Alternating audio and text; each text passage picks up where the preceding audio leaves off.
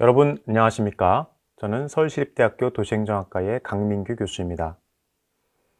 이번 강의에서는 R 프로그래밍을 통해 구현할 수 있는 기초통계, 즉 Descriptive Statistics와 Visualization 기법들에 대해 알아보는 시간을 갖도록 하겠습니다. 먼저 데이터의 기본적인 특성을 요약하고 설명하는 Descriptive Statistics에 대해 간략히 살펴보겠습니다. 흔히 기초통계라 불리는 Descriptive Statistics는 크게 데이터의 중심, 퍼짐의 정도, 그리고 분포의 모양에 관한 통계량으로 나눌 수 있습니다. 이 모든 것을 R 언어를 활용해서 어떻게 분석할 수 있는지 함께 살펴보겠습니다.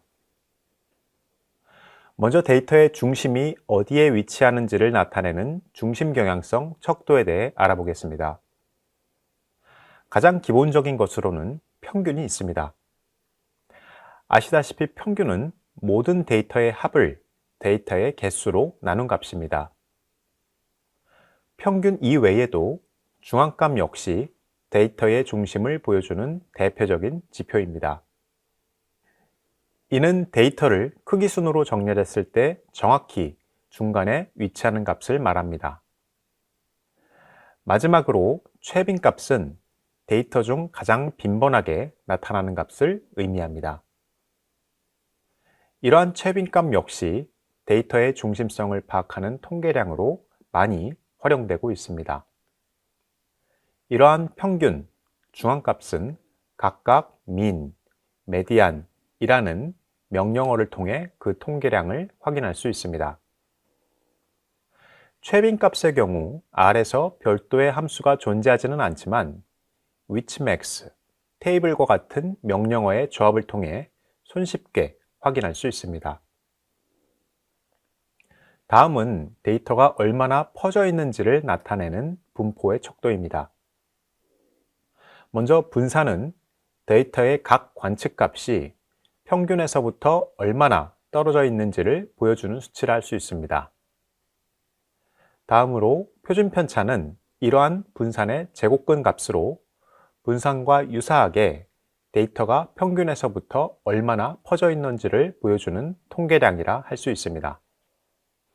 마지막으로 range는 데이터의 최대값과 최소값의 차이를 보여주는 통계량입니다.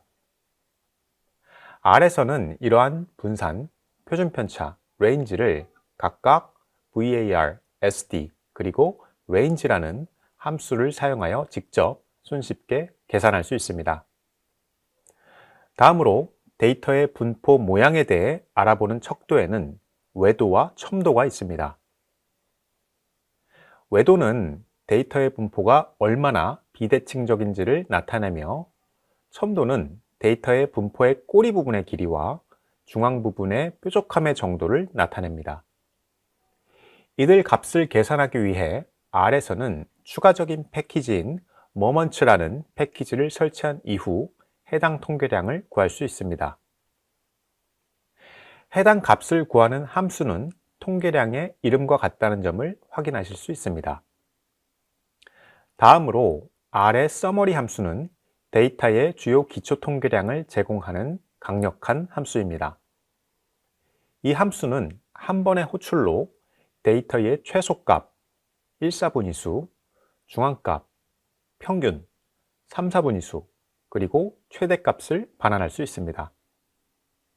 특히 해당 펑션을 데이터 프레임에 적용하면 각 열의 통계량을 제공한다는 장점을 가지고 있습니다.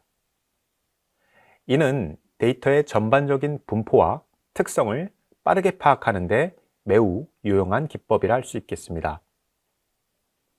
지금 보고 계신 코드는 R에 내장된 iris라는 데이터셋을 summary 펑션을 통해 분석한 결과입니다. summary 함수를 iris 데이터셋에 적용해보면 각 변수별로 기초 통계량을 확인할 수 있습니다.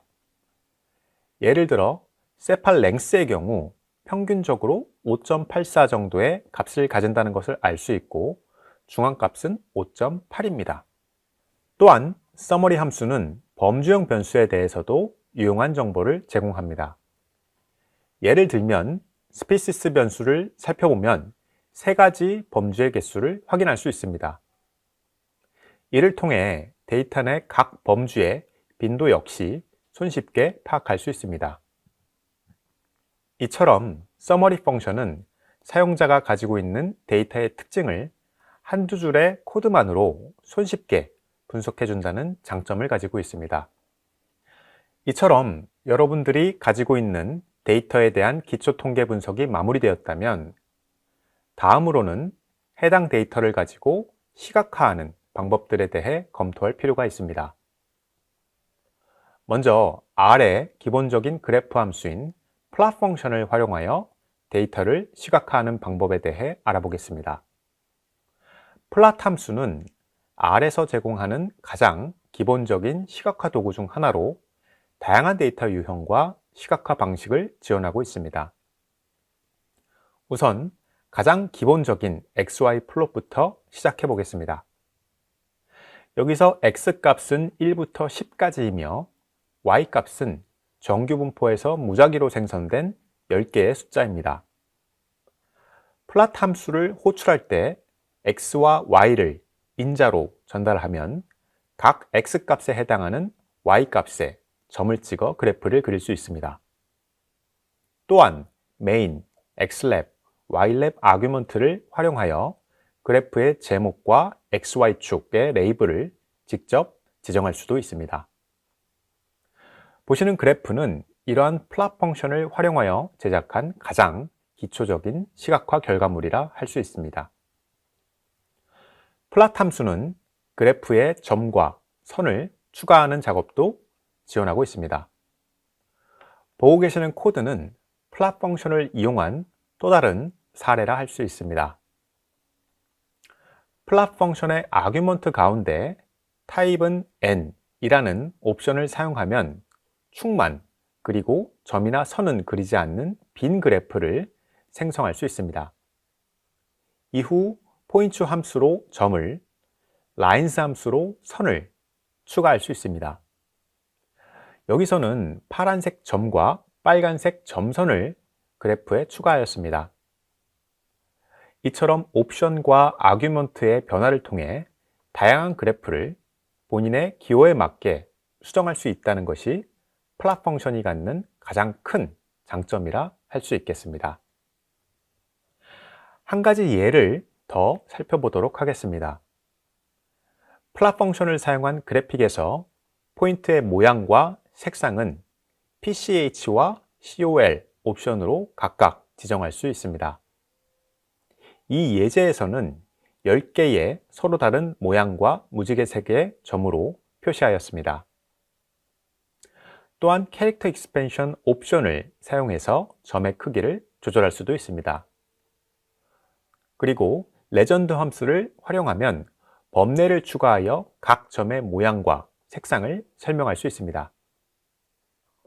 앞서 말씀드린 것처럼 플롯 펑션이 가지고 있는 가장 큰 장점 가운데 하나는 옵션과 아규먼트의 변화를 통해 다양한 그래프를 본인의 기호에 맞게 수정할 수 있다는 것입니다. 지금까지 보여드린 사례들 외에도 해당 펑션과 옵션 그리고 아규먼트의 적용을 통해 하이 퀄리티 비주얼을 제작할 수 있다는 것이 플롯 펑션이 가지고 있는 큰 장점이라 정리할 수 있겠습니다. 다음으로는 R 커뮤니티에서 가장 유명한 시각화 패키지 중 하나인 ggplot2 패키지에 대해 알아보겠습니다. ggplot2는 그래프 생성에 관한 규칙과 문법을 제공하는 패키지로 그래프를 계층적으로 구축할 수 있게 해주는 R 생태계의 대표적인 라이브러리입니다. 해당 패키지는 릴랜드 윌킨슨이 쓴 Grammar of Graphics라는 책의 아이디어에 기반을 두고 있습니다.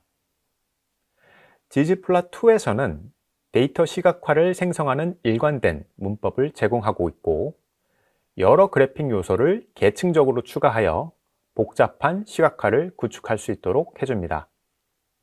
특히 이러한 계층은 데이터, 에스테틱스, 지오메트리스 등의 레이어로 이루어져 있습니다. ggplot2의 역사를 간략히 살펴보면 ggplot 초기 버전은 2005년에 출시되었습니다. 그 후 2007년에는 주요 개정사항이 반영된 ggplot2가 발표되었고 이후로도 지속적인 발전이 이루어져 왔습니다. 현재 ggplot2는 타이디버스 컬렉션의 주요 컴포넌트 중 하나로 널리 알려져 있습니다. 이제부터는 실제 데이터를 활용하여 ggplot2로 어떻게 다양한 시각화를 구현할 수 있는지 몇 가지 사례를 통해 살펴보겠습니다. 먼저 기본적인 스캐럴 플롯입니다. ggplot2의 기본 구조는 데이터와 에스테릭 매핑을 ggplot 함수에 전달하는 것입니다. 보고 계신 코드에서는 mpg라는 아래 내장 데이터셋의 한 변수를 x축으로, 다른 변수를 y축으로 설정하여 스캐럴 플롯을 생성하였습니다. 또한 ggplot 펑션에 추가로 붙어 있는 명령어 중 geonPoint 함수는 이러한 x, y 포인트들을 그래프에 직접 표현하는 데 사용되고 있음을 확인할 수 있습니다. 다음은 ggplot을 활용한 바 차트 예시입니다. 먼저 막대 그래프는 geonBar라는 함수를 사용하여 생성할 수 있습니다. 특히 그래프의 각 막대의 색상을 칠하기 위해서 에스테틱 아규먼트를 추가하여 수정할 수 있습니다. 지금 보고 계시는 코드는 drv 변수의 각 레벨에 따라 색상을 자동으로 할당하게 하는 코드라 할 수 있고, 이에 따라 구동 방식의 구분에 기초한 색상의 막대 그래프가 표현되고 있는 것을 확인할 수 있습니다. 다음은 ggplot을 활용한 히스토그램 예시입니다. 사용자는 geomHistogram 펑션을 활용하여 히스토그램을 생성할 수 있습니다. 특히 여기서는 binWidth 옵션을 사용하여 각 바의 너비를 설정하고 있습니다. 또한 firstSheetGrid 펑션을 통해 해당 mpg 데이터를 drv 변수의 값에 따라 여러 패널로 분할해주고 있는 것 역시 확인할 수 있습니다. 이러한 여러 옵션을 통해 mpg 데이터의 샘플인 자동차의 각 구동 방식에 따른 연비의 분포를 각각의 히스토그램으로 제작 가능하다는 점을 확인할 수 있습니다. 다음은 ggplot을 활용한 라인 차트 예시입니다. 사용자는 geomLine 함수를 사용하여 아래와 같은 그래프를 생성할 수 있습니다. 코드를 살펴보면 여기서는 두 개의 선을 그리기 위해 geomLine 함수를 2번 사용했습니다. 또한 각 선의 색상을 구분하기 위해 aesthetic color 1, aesthetic color 2를 각각 geomLine에 추가한 점 역시 확인할 수 있습니다.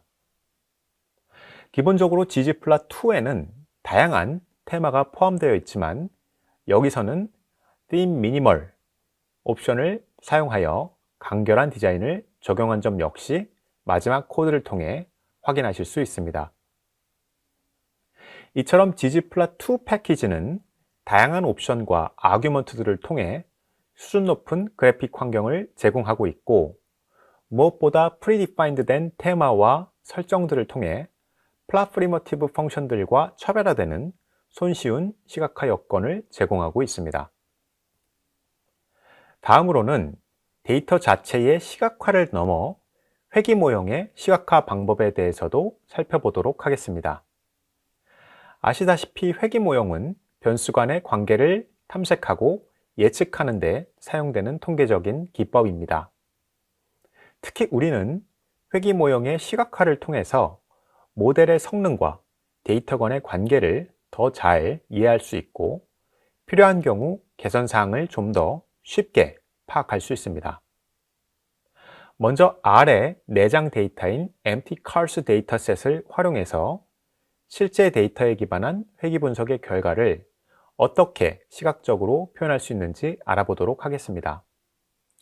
empty-cars 데이터셋은 1974년 모터 트렌드 US 매거진에 실린 자동차 관련 데이터로 32개의 자동차 모델과 그에 관한 여러 가지 기술적 특성들을 포함하고 있는 데이터입니다. 먼저 empty-cars 데이터셋에서 HP 변수, 즉 마력을 기반으로 MPG, 즉 연비를 예측하는 단순 선형 회귀 모델을 lm 펑션을 통해 만들어 보았습니다. 선형 회귀는 데이터 포인트 사이의 선형 관계를 표현하는 방법입니다. 보시는 바와 같이 그래프를 통해 마력이 높을수록 연비가 어떻게 변화하는지 관찰할 수 있습니다. 특히 ABline 펑션에 직접적으로 회귀 모델 결과를 인풋으로 설정하여 모델 자체를 시각화하는 점을 참고하시면 되겠습니다. 다음은 동일한 데이터와 모델을 가지고 ggplot2 패키지를 활용해 시각화를 진행해 보도록 하겠습니다. 먼저 lm 함수를 사용하여 mtcars 데이터셋의 HP 변수를 기반으로 mpg를 예측하는 단순 선형 회귀 모델을 만드는 과정은 앞서 살펴본 코드와 동일하다고 할 수 있습니다. 다만 앞선 그래프가 플롯 펑션에 기반하고 있는 것과는 달리 이번 시각화에서는 ggplot 함수를 활용해서 HP와 MPG 변수 사이의 관계를 산점도로 나타내 보았습니다. 이후 여기에 지온 포인트를 추가하여 데이터 포인트를 먼저 표현한 건 역시 확인할 수 있습니다. 아래 플롯 펑션에서는 회귀 모형을 시각화하기 위해 ABline 펑션을 별도로 사용했지만 ggplot2 패키지에서는 지옴 스무스 함수를 사용해서 선형 회귀 모형을 직접 표현할 수 있습니다. 특히 메소드 아규먼트에 lm이라는 컴포넌트를 지정하여 선형 모델을 사용하도록 설정하고 se 아규먼트를 false로 설정하여 표준 오차 범위를 생략할 수 있습니다. 이를 통해 HP 변수가 증가함에 따라 MPG 변수가 어떻게 변화하는지 시각적으로 확인할 수 있습니다. 또한 오른쪽 그래프에서는 SE 아규먼트를 true로 설정하여 표준 오차 범위를 직접 표현하였습니다. 이러한 기법들을 통해 단순한 변수별 시각화를 넘어 변수 간 관계를 보여주는 다양한 시각화 결과물을 얻을 수 있습니다. 이번 강의에서는 아래 플롯 펑션과 ggplot2 패키지를 통해 데이터 시각화의 중요성과 강력함을 다시 한번 확인했습니다. 특히 데이터만 가지고는 판단하기 어려울 수 있는 복잡한 패턴이나 관계를 시각적으로 표현함으로써 더 깊은 인사이트를 얻게 될 수 있다는 점도 확인하였습니다. ggplot2 라이브러리는 그 자체로도 훌륭한 도구이지만 항상 명심해야 할 것은 도구는 사용하는 사람의 손에 따라 그 가치가 결정된다는 점입니다. 앞으로도 지속적인 데이터 기반의 훈련을 통해 여러분들이 더 나은 의사결정과 인사이트를 위한 발판을 마련해 나가시기를 바라겠습니다. 감사합니다.